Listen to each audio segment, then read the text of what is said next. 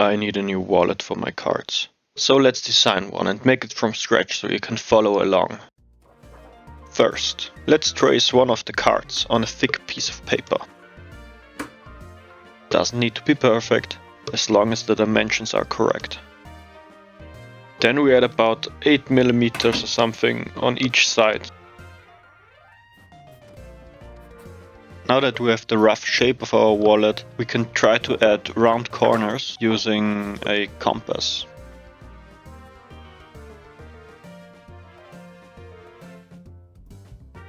But be careful, try to not stab your cat with the compass needle.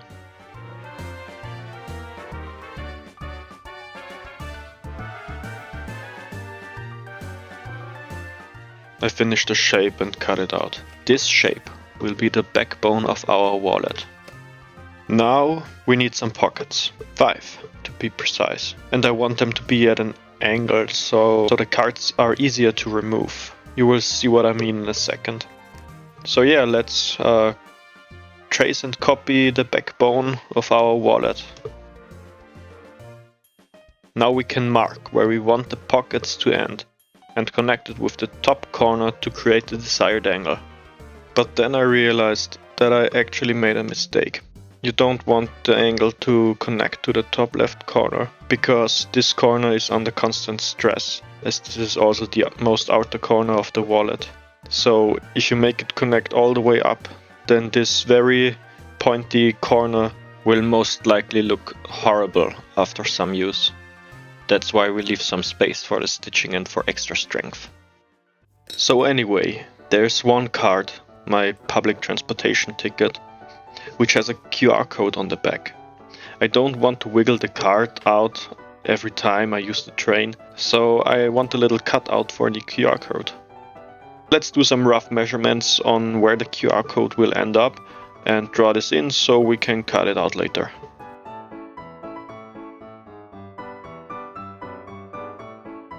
Speaking of cutting,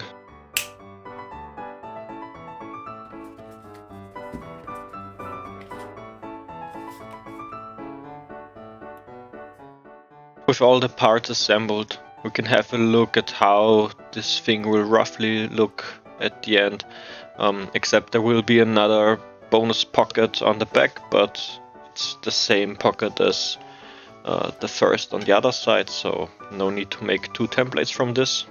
Yeah.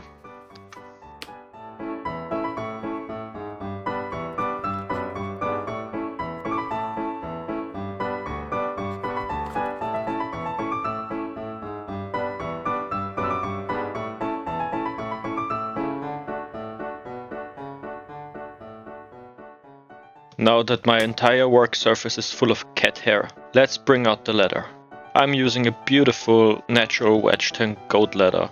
Wedge tan because it's more rigid and in my opinion also easier to work with, and goat because it's comparatively thin even without skiving, and also it has a beautiful grain and a soft texture. Let me know if you're interested in a video about different kinds of leather and the differences.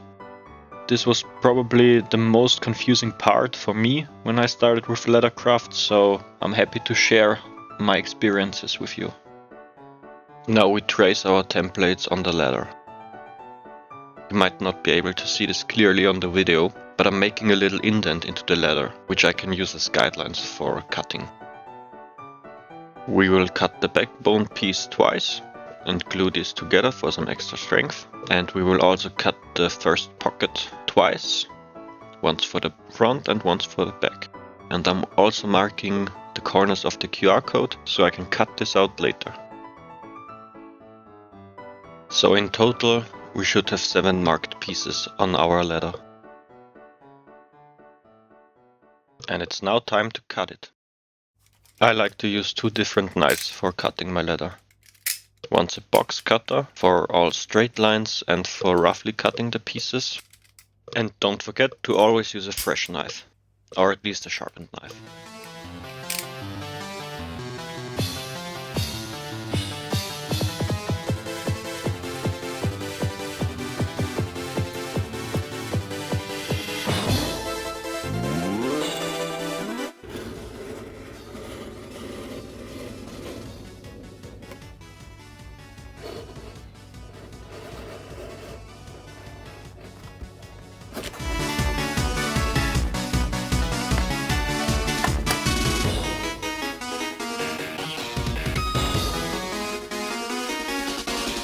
Then I use my round knife for the round corners.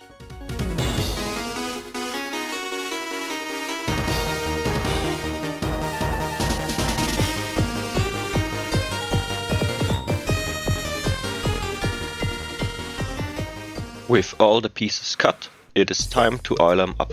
For this I use my own special blend made out of coconut oil and beeswax, which I've already used in the shaft of my round knife here. And in my experience this worked pretty well, and it also gives the leather this nice reddish brownish color, so it really brings out the color of the leather. And why don't I use any commercial products? Well, because it's cheaper for me. And that's basically it. Feel free to use neatsfoot oil or mink oil. Might work better, might work worse, I don't know. For now I will stick with my own blend of oils and waxes. If your leather is already oiled, forget everything I've just said, you can skip this step. But for me, I use natural wedge tin, so I have to oil it and condition it. After every piece is smeared with a thick layer of oil and wax, I will put it in the oven at 70 degrees centigrade, which is a little bit above the melting point of beeswax, so my oil and wax can really penetrate deep into the leather. After a minute or two, this is what the skins look like. Now I have to remove the excess oil, because otherwise my cards would get oily and sticky and really don't want that. So wipe off the excess and you should be left with some gorgeous pieces of goat leather. Look at that grain. Now we can see how the finished piece will roughly look like.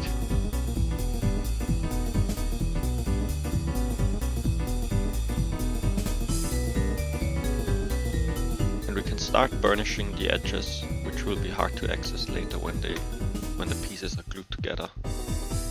So only the top edges of the pockets. All the other edges will be cut later when everything is together, so they are all even. So now it is time for my least favorite part of leather crafting, punching the stitching holes. We can't just glue every piece together and punch through all of them at once, because while the top side will look great and straight, the bottom side will be all wiggly, because even if you hold the punching iron at even a slight angle, it will cause a weird offset on the bottom. But we can create packages in which a wiggly line will not be visible.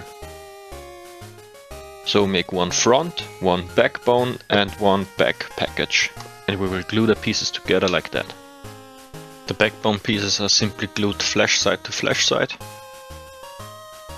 and the other pieces will be glued grain to flash side.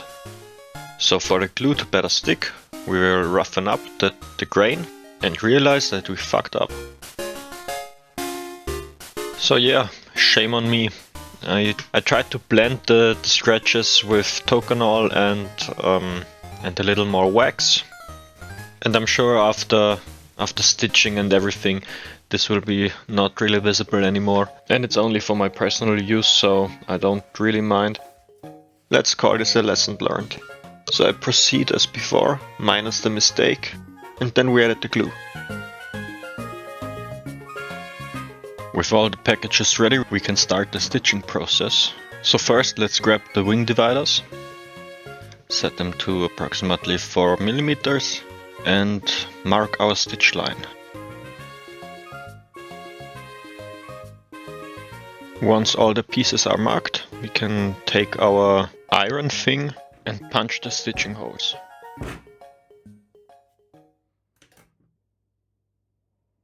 And we repeat this about 1,000,000 times until every single piece is punched.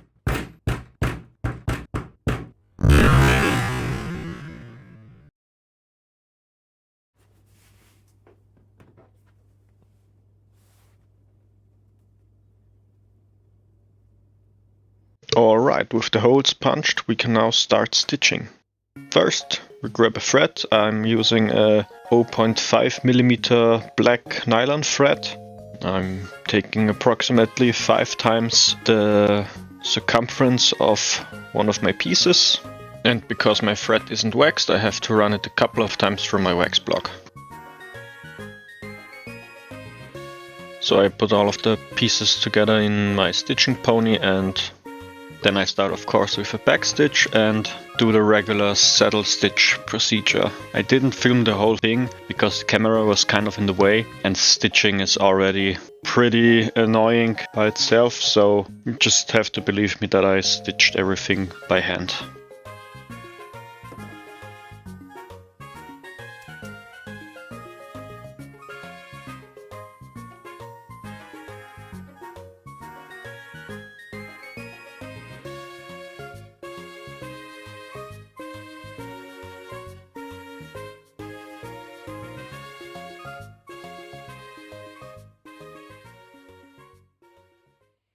Now the wallet is almost finished.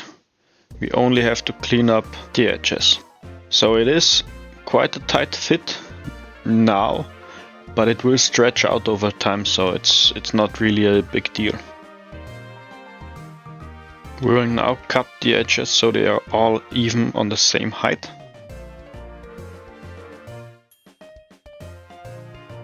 And then we will sand it down so it's all smooth before burnishing them.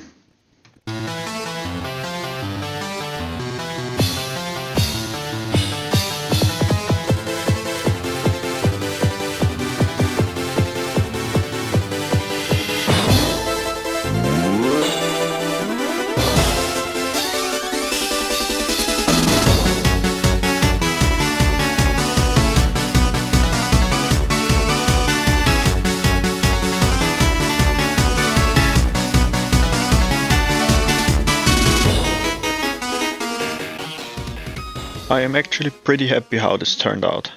You can see the QR code is visible.